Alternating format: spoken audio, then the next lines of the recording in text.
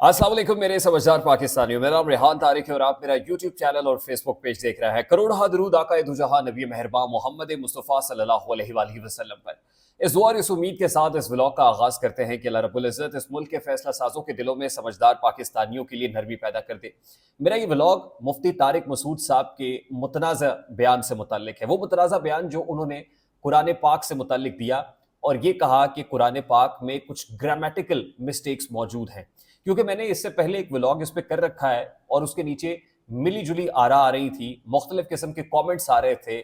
हर तरह का फीडबैक आ रहा था और हम हर तरह के फीडबैक को वेलकम भी करते हैं।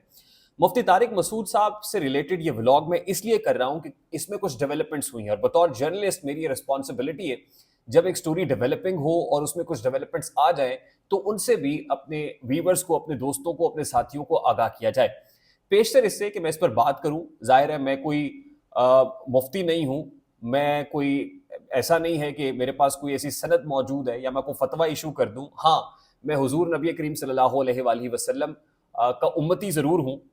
और ये एक बहुत बड़ी बात है और जाहिर है हम तो उनके तलवों की खाक के बराबर भी नहीं है, गुलाम इब्ने गुलाम है। मुसलमान ज़रूर हैं और बतौर मुसलमान हुजूर नबी करीम सल्लल्लाहु अलैहि वसल्लम का उम्मती होने के नाते ये हम पर फर्ज जरूर है कि हम इस पे बात करें। ऐसा नहीं है कि हम बात करने से हिचकिचाएं या रिलीजियस डोमेन में हम बात ही करना छोड़ दें। अगर हम बात करेंगे नहीं तो यकीनन बहुत सारी चीजें ऐसी हैं जिसमें कंफ्यूजन पैदा होती रहेगी, क्लैरिटी आएगी नहीं। तो जहां हम बहुत सारे पॉलिटिकल कंटेंट पे बात कर रहे होते हैं, दीगर डोमेन्स में बात कर रहे होते हैं, socio political even economic issues पे बात कर रहे होते हैं, तो वहीं हम पर लाजिम है कि हम अपने दीन पर भी बात करें। मुफ्ती तारिक मसूद साहब के जो हालिया स्टेटमेंट है उस पर बात करने से पहले मैं उन अशार का सहारा लूंगा जिसमें वो कहते हैं ना कि मोहम्मद से वफा तूने, हकीमुल उम्मत शायर मशरिक कहते हैं कि मोहम्मद से वफा तूने तो हम तेरे हैं, ये जहां चीज है क्या लौह कलम तेरे हैं। और नबी करीम सल्लल्लाहु अलैहि वसल्लम से मोहब्बत ईमान का हिस्सा नहीं है बल्कि ऐन ईमान है। और आपसे अगर मोहब्बत ना हो, खुदा ना खास्ता, तो फिर आपका ईमान ही यानी ये कह लीजिए कि ईमान है ही नहीं। खातिमुन नबीयीन होने का इकरार होना आप सल्लल्लाहु अलैहि वसल्लम का ईमान है। वो कहते हैं ना कि मोहम्मद की मोहब्बत दीन हक की शर्त अव्वल है, इसी में हो अगर खामी तो ईमान नामुकम्मल नहीं बल्कि सब कुछ नामुकम्मल है। तो अब मैं वो जरा स्टेटमेंट्स आपके सामने रखता हूं कि मुफ्ती तारिक मसूद साहब ने अब स्टेटमेंट क्या दिया। वो कनाडा में मौजूद हैं, जो पहले का स्टेटमेंट था मैंने आपके गोश गुजार कर दिया था और उसके ऊपर अपना जो हम्बल ओपिनियन है, एनालिसिस है, वो भी पेश कर दिया था। अभी मुफ्ती तारिक मसूद साहब ये फरमा रहे हैं कि उन पर जो इल्ज़ाम लगा है, इससे बेहतर तो ये था कि उन पर जनाकारी का या बदकारी का इल्ज़ाम लग जाता, लेकिन जो इल्ज़ाम उन पर तौहीन रसालत का लगा है वो शायद उनको चैन से रहने नहीं दे रहा है। और बहुत सारे लोग ऐसे हैं जो ये कह रहे हैं कि आप वाजिबुल कत्ल हैं और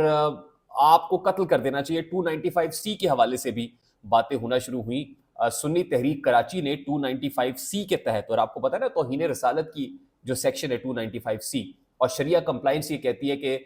इसके मुर्तकब फर्द की जो सजा है वो सजाए मौत है। और जाहिर है शरिया कोर्ट और शरिया कंप्लाइंस ये कहती है, और उस पर सुन्नी तहरीक ने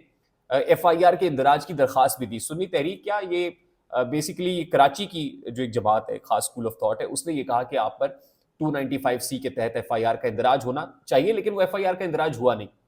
अब क्या ये 295C लगती है, नहीं लगती? अच्छा, इस हवाले से भी बात करेंगे। और वो ये कह रहे हैं कि जो मुतशद्दिद जो एक खास तौर पे तबका है उलमा के अंदर, कुछ एक रिलीजियस सेगमेंट है, वो इस तरह की बातें करके अगर उकसा रहा है तो ये बिल्कुल जस्टिफाइड नहीं है, ये बिल्कुल गलत है। और जो रात कब्र में लिखी हुई है वो कब्र में है और जो जमीन पे है वो जमीन पे। ये बातें मुफ्ती तारिक मसूद साहब ने टू बी प्रिसाइज अपने रीसेंट स्टेटमेंट के अंदर जो आज सुबह जारी हुआ है कनाडा से, उसमें कहा है। और उससे लग ये रहा है कि वो कुछ प्रॉब्लम में है, बहुत ज्यादा प्रॉब्लम में इनफैक्ट। और बहुत सारे लोग अगर हमारी वीडियो के नीचे आके ऐसे कमेंट्स कर सकते हैं तो बराह रास्त उन तक क्या बातें जारी होंगी, हम इसका बखूबी अंदाजा लगा सकते हैं। अच्छा, मुफ्ती तारिक मसूद साहब ने जो कनाडा के अंदर एक खिताब के दौरान बातें की थी, उसके ऊपर उन्होंने एक वजाहत इशू की। सबसे पहले जब वो वजाहत आई तो फिर उनके अपने स्कूल ऑफ थॉट ने, जो देवबंद स्कूल ऑफ थॉट है, उनके उलमा ने मुफ्ती साहब से ये कहा कि जो आपने ये स्टेटमेंट इशू किया है ये मुबहम है, ये क्लियर नहीं है, ये गैर वाज़ेह है। आप एक दूसरा स्टेटमेंट इशू करें जो अनकंडीशनल अपॉलॉजी हो, और अनकंडीशनल अपॉलॉजी टेंडर करेंगे तो फिर आपकी जान खलासी होगी। और उसके बाद हमने देखा मुफ्ती तारिक मसूद साहब का एक और वीडियो बयान आया جس کے اندر انہوں نے معذرت کی، عوام سے بھی معذرت کی، علماء کرام سے بھی معذرت کی، اور یہ کہا کہ ان کی معافی کو قبول کیا جائے، کیونکہ وہ اپنے اس اسٹیٹمنٹ کے اوپر جو ہے وہ نادم بھی ہیں، جو کہا لفظوں کا چناؤ بہتر ہو سکتا تھا، چناؤ سلیکشن آف ورڈز اپروپریٹ نہیں تھی۔ اچھا، اب مفتی طارق مسعود صاحب نے جو باتیں کی تھی، میں سب سے پہلے تو آپ کو یہ بتا دوں کہ قرآن کریم میں جو گرامیٹیکل مسٹیکس ہیں، میں نے اس پہ علماء کرام کو سنا، حال ہی میں ذاکر نائک صاحب کو سنا، وہ یہ کہتے ہیں کہ قرآن کریم جو ہے اس سے عربک گرامر اخذ کی گئی ہے، یعنی قرآن کریم کی جو ایلیکوینس ہے وہ تو بڑی ہائیسٹ پرائیورٹی اس کو ہے عربی کے اندر، اور وہ جو زبان و بیان قرآن پاک کا ہے وہ سپیریئر ہے، اور اس سے عربی کی گرامر کو اخذ کیا گیا ہے، وہاں سے عربی گرامر نکلی ہے۔ تو اگر کوئی یہ کہے کہ اس کے اندر گرامیٹیکل مسٹیکس ہیں تو وہ تو بالکل ہی غلط بات کر رہا ہے۔ وہ کہتے ہیں کہ مختلف ٹرائبز ہیں، عرب کے مختلف ٹرائبز ہیں، اور ہر قبیلے کے اندر گرامر بدل جاتی ہے، مختلف ہو جاتی ہے، لیکن قرآن کریم جو ہے جہاں سے گرامر اخذ ہوئی ہے وہ تو اپنی جگہ پر قائم ہے، اور اللہ رب العزت نے یہ کہا ہے کہ یہ کتاب لا ریب ہے، یہ لوح محفوظ میں ہے، اس کی حفاظت کا ذمہ ہم نے لیا ہوا ہے، یعنی لا ریب ہے، بے عیب ہے، جس کے اندر عیب کی کوئی گنجائش، شک شبہ باقی نہیں رہتا۔ اچھا، اس کے علاوہ مفتی طارق مسعود صاحب نے کہا کہ حضور صلی اللہ علیہ وآلہ وسلم کیونکہ امی تھے،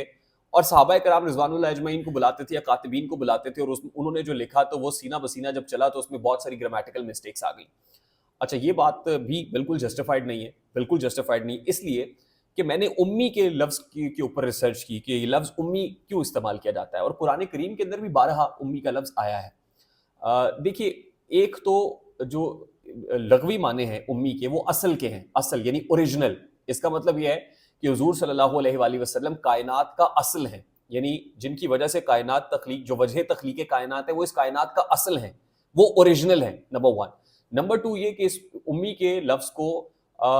نہ لکھنے پڑھنے والے کے معنوں کے اندر بھی استعمال کیا گیا ہے قرآن پاک کے اندر۔ اچھا، اب اس کی لاجیکل ریزننگ کیا ہے کہ حضور صلی اللہ علیہ وآلہ وسلم کا لقب امی ہے، جہاں بہت سارے القاب ہیں آپ صلی اللہ علیہ وسلم کی، تو امی کا لقب کیوں استعمال کیا گیا؟ یہودیوں کی کتاب کے اندر یہ ہے کہ جو آخری نبی آئے گا وہ امی ہوگا، نمبر 1 یہ۔ تو آپ صلی اللہ علیہ وآلہ وسلم نے اپنے نبی کو امی کہہ کر یہ ثابت کر دیا کہ وہ جو ایک نشانی موجود تھی اس جگہ کے اوپر وہ نشانی پوری ہو گئی، نمبر 1۔ نمبر 2 یہ کہ قرآن کریم الہامی کتاب ہے، ٹھیک ہے، اور اس میں کوئی یہ کہے کہ آپ صلی اللہ علیہ وآلہ وسلم نے قرآن پاک کو خود لکھ لیا یا اپنی طرف سے گھڑ لیا، نعوذ باللہ، یا ایسی کو کتاب پیش کر دی جو خود سے کریٹڈ ہے، سیلف کریٹڈ ہے، تو اس شک کو بھی دور کر دیا کہ آپ صلی اللہ علیہ وسلم تو پڑھنا لکھنا نہیں جانتے تھے۔ تو یہ تو الہامی کتاب ہے جو وحی کی صورت میں آپ صلی اللہ علیہ وسلم کے اوپر نازل ہوئی ہے، اور اس کے بعد اس کی حفاظت کا ذمہ بھی ہم نے لیا ہوا ہے، نہ اس سے پہلے کوئی ایسی کتاب آئی، نہ اس کے بعد کوئی ایسی کتاب آ پائے گی۔ تو لفظ امی سے متعلق کیونکہ بہت سارے لوگ کامنٹ کر رہے تھے کامنٹ سیکشن کے اندر، تو میں نے اپنی تحقیق کے مطابق کچھ چیزیں نکال کے آپ کے گوش گزار کر دی ہیں کہ اگر کوئی اس کو دوسرے معنوں میں لیتا ہے کہ بھئی یہ تو آپ صلی اللہ علیہ وسلم تو پڑھنا لکھنا نہیں جانتے تھے، تو پھر لوگوں نے صحابہ کرام کے اوپر بھی اس طرح کے فنگر پوائنٹنگ اور یہ سب چیزیں، تو میرا خیال ہے کہ یہ بھی کسی صورت جسٹیفائڈ نہیں ہے۔ یہ اگر ہے تو اس کی کوئی وجہ تسمیہ ہے، اس کا کوئی پس پردہ محرک ہے، اور وہ یہ محرکات ہیں۔ تو آئی ہوپ میری بات آپ تک پہنچی ہوگی۔ اور اس کے علاوہ مفتی طارق مسعود صاحب کا جہاں تک کنڈکٹ ہے، تو اگر کوئی غیر مشروط معافی انکنڈیشنل اپالوجی ٹینڈر کر رہا ہے، پبلک ڈومین میں آ کے کر رہا ہے، میں نے ان کے بہت سارے بیانات دیکھے ہیں، مفتی صاحب بہت خوبصورت باتیں بھی کرتے ہیں، آپ صلی اللہ علیہ وآلہ وسلم کی